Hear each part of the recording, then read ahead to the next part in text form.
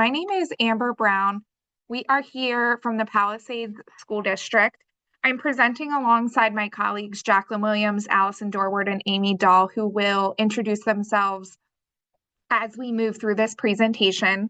Our presentation is on the TFI 2.6, implementing decision rules successfully for Tier 2 small groups. To let you know a little bit about our district, we have 5 buildings in a small rural district in Upper Bucks County, Pennsylvania. For those of you that are not from the area, we are somewhat equidistant between Philadelphia and New York City, close to the New Jersey border. The 4 presenters we have here today are our 3 elementary school counselors and myself. I am the middle school counselor. You can see our enrollment listed there for each of our buildings. We do feel like it's important for us to provide some context for what we're able to do due to the fact that we were in a small district. So I am going to pass it over to my colleague. Hello, everybody. Hopefully you can hear me. My name is Amy Dahl. I am the counselor at Springfield Elementary School. I have the opportunity to work with these great colleagues of mine, and we're excited to share this presentation with you. I'm just going to share a little bit about the decision rules that we talked about and created for our counseling department when thinking about using Tier 2 interventions with our students. So we identified a process using entrance criteria when matching student needs with Tier 2 interventions. Some criteria that we consider are SRSS-IE data, which we do 3 times a year, our screener.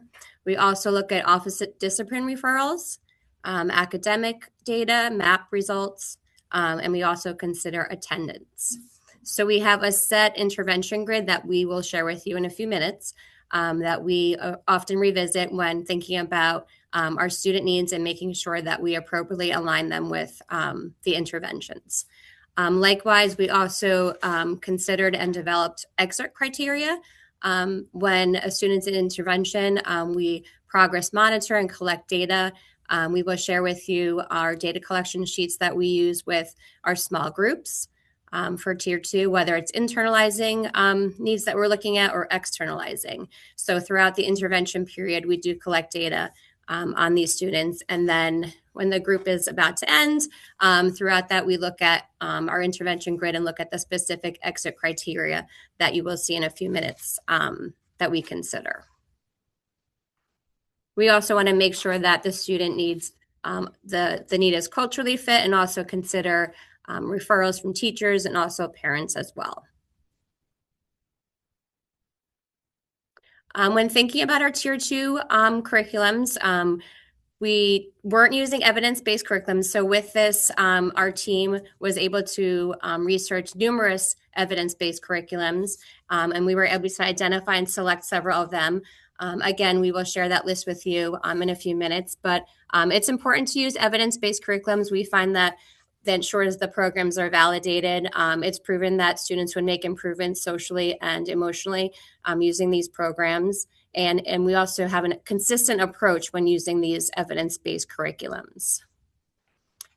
So in addition to the SRS data, we also, like I mentioned, are collecting data throughout the intervention period with these small groups. And this helps us monitor whether the student is making growth, or maybe we need to provide a different intervention or intensify the intervention to possibly Tier 3, depending on the need of the student.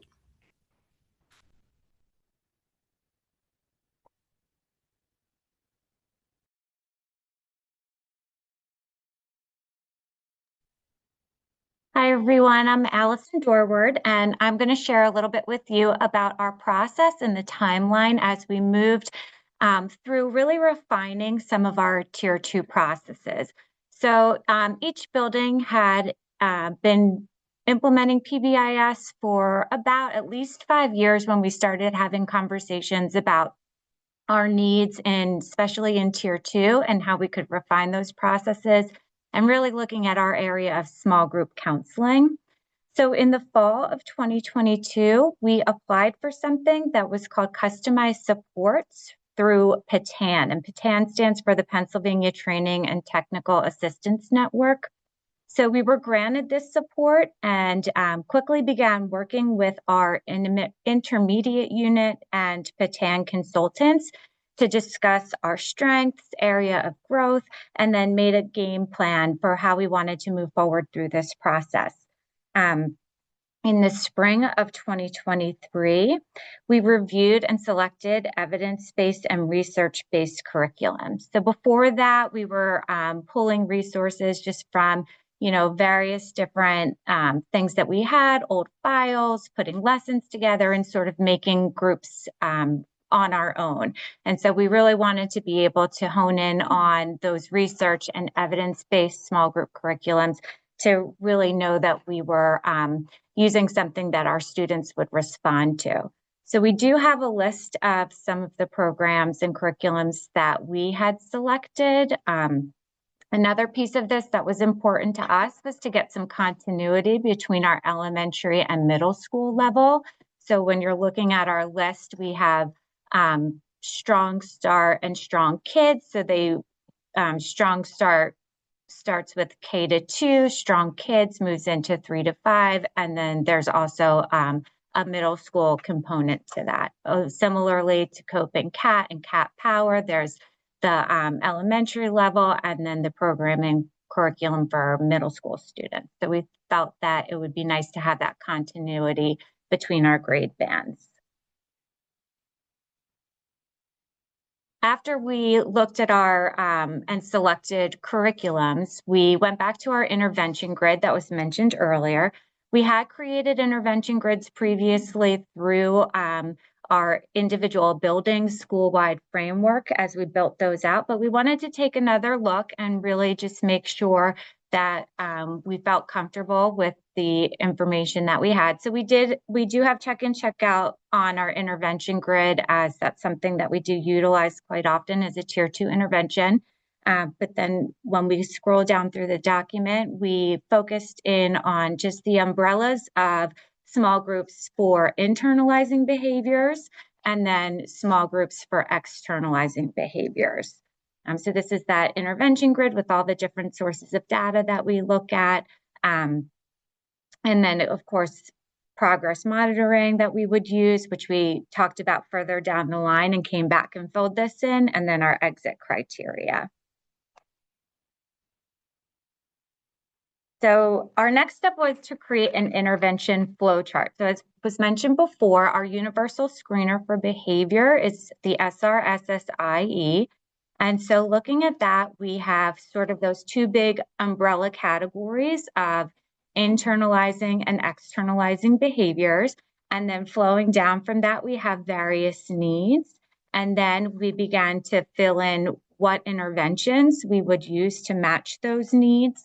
And then eventually we look to what progress monitoring tools we would use. So this is just a really nice visual for us, a permanent product that we were able to really spend the time to build, and then we always have at our access. So if we're ever feeling unsure, we can always go back to our flow chart, look at where we started, and just keep following the model. This is also a work in progress, so you might see a few blank spots in our flow chart. So we're always continuously going back and making changes or updates or trying to fill in some of those gaps.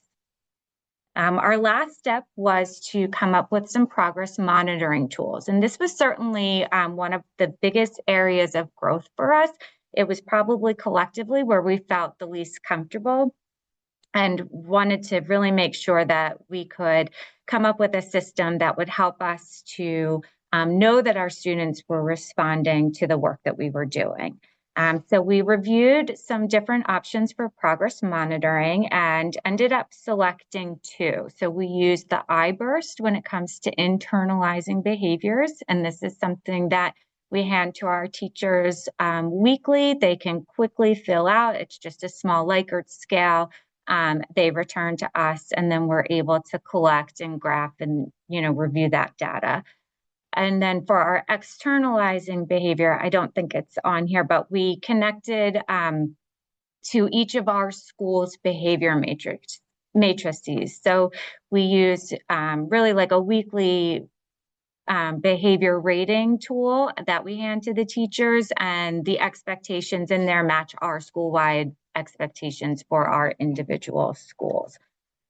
So we then decided, how often were we going to give this to our teachers? How were we going to give it to our teachers? Was it going to be paper, electronic? We ended up going with paper. And then how were we going to store this data so that we were making sure that we were using it in our individualized advanced tiers meetings and in our data meetings as we were moving forward. We had everything set and pretty much ready to go. So in the 23-24 school year, all three elementary schools began implementing and using these tools. And then in the 24-25 school year, the middle school began implementing.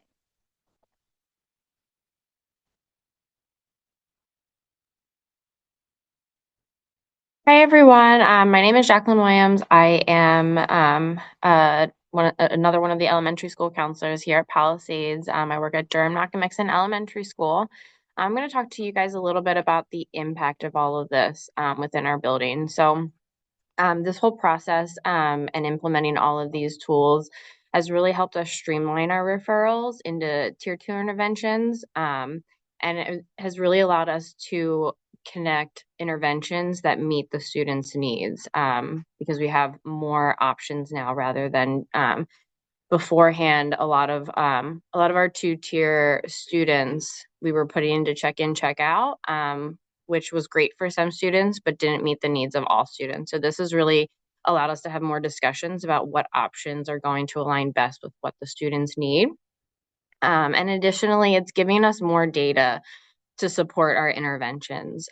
So when we're using those progress monitoring tools that Allison talked about, it's giving us a lot more information than just our SRSS-IE and our referrals to really look at if the interventions are, if they're meeting the students' needs and they're ready to be exited from an intervention, or do we need to look at a different intervention because it's not meeting the students' needs like we had hoped. And what you'll see on the screen is just a little bit of our data across all 3 elementary schools about with some of the different interventions that we were using. It shows how many students we had in those interventions, and then the percentage of students that were reaching 80% or more in those interventions. So it's given us a lot more data to talk about in our meetings and making sure that we are supporting students where they need to be supported.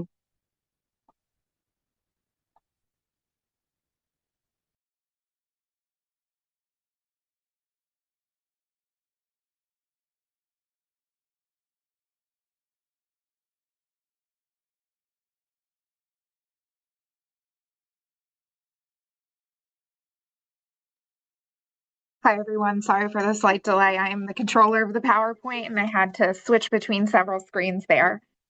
So again, my name is Amber Brown. I am the only middle school counselor here. And what we wanted to talk a little bit about was, what are we scoring on this TFI self-assessment, and what are some future action steps that we had? So we did score ourselves as a 4 on this. Technically, it does ask, what are we working on in terms of strengthening? So I think we would be like a soft 4. There are some things we really want to continue to work on, specifically assessing our process and how we are utilizing parent and student input into group assignments. We frequently meet as Tier 2 data teams, and as a school team, we offer suggestions to our parents and students. But in reality, I think creating some sort of informational document that does a thorough job explaining what the options are, and having that be a collaborative sort of discussion between parents, students, and school staff.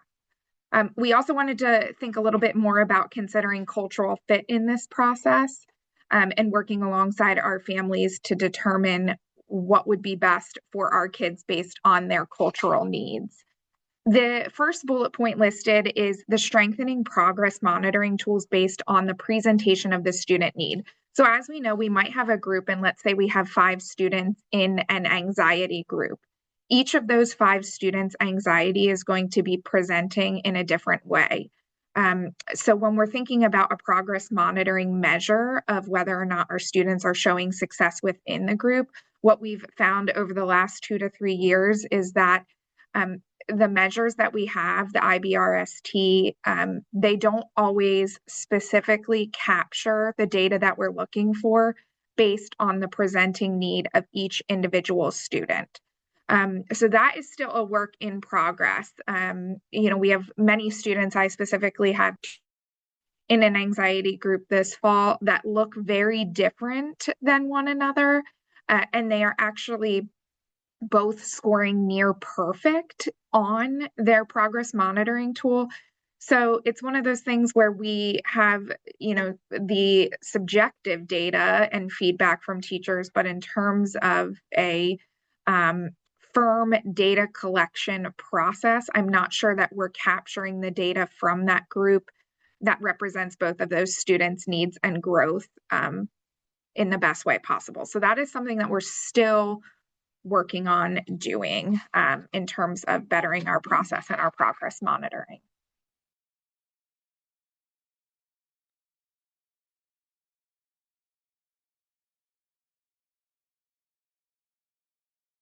Okay, so kind of in wrapping up our presentation, just some of our suggestions when we're thinking about maybe what advice we'd give to schools or districts that are starting out, and then schools that or districts that are looking to also improve.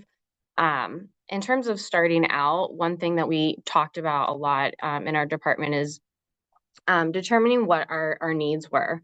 So encouraging you to look at what your presenting needs are, and then looking at evidence-based curriculums and interventions that are going to meet those needs. So we do have some resources at the end about the interventions and the curriculums that we chose. But maybe those might not be the best fit for your district or your school based on the needs of your students. So definitely looking and talking with your teams about what your needs are. Then looking at the evidence-based curriculums and interventions, and then along with that, finding progress monitoring tools that are going to allow you to look and collect that data along with those curriculums and those interventions. And lastly, using an intervention grid to assign students to the appropriate groups so that you're making sure that those interventions, those curriculums are matching the students' needs. And then for districts or schools that are looking to kind of improve and get better, and some things that we talk about and that we are constantly discussing, is just looking at the monitoring of that progress of our data, and continuing to look at the data and monitor the progress of our students and our interventions and our groups on a regular basis. And also talking about if we are not seeing progress, what maybe we need to change, to tweak, what we need to get better at in order to see the progress that we're hoping. And along with that, whether we need to adjust anything in our intervention grid. So kind of just taking a look at all of those things and kind of constantly reassessing and coming back to it, because needs change and things shift. And so just constantly coming back as teams and looking at those things.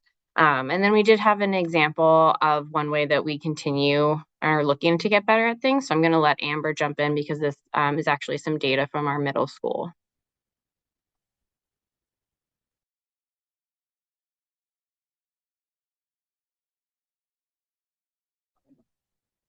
Okay, can everyone see this?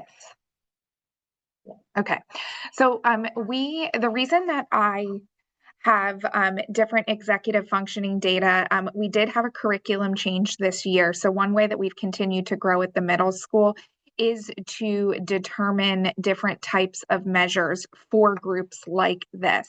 So I had been previously using the American School Counseling Association's boot camp book, but I felt that it was a little bit outdated in terms of some of the ways that our students are learning more online as opposed to paper and pencil.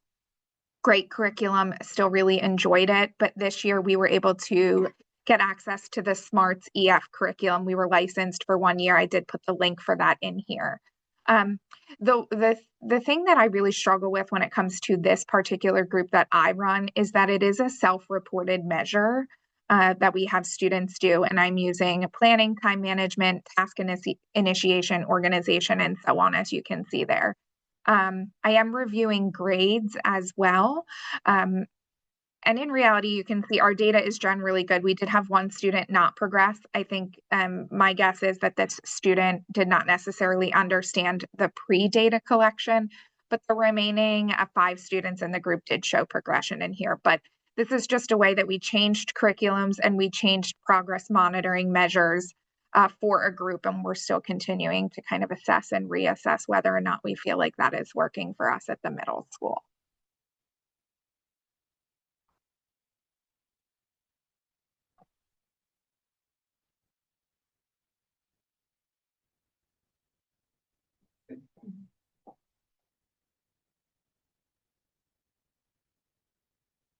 Oops, did I just stop sharing that? Okay, somebody else can start talking. So.